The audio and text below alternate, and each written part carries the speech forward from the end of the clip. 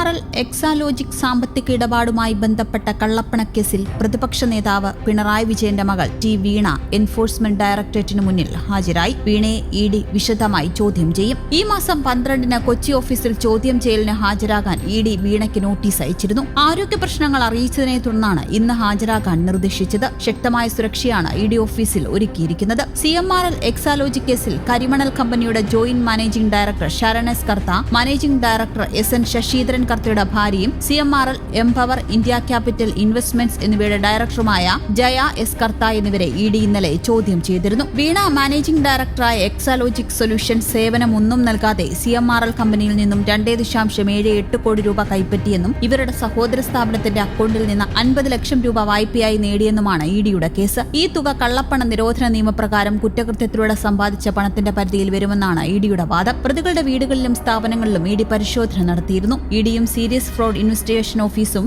ഇതുവരെ സമാഹരിച്ച തെളിവുകളും മൊഴികളും വിശദമായി പരിശോധിച്ച ശേഷമാണ് ചോദ്യം ചെയ്യൽ നടപടിയിലേക്ക് കടക്കുന്നത്.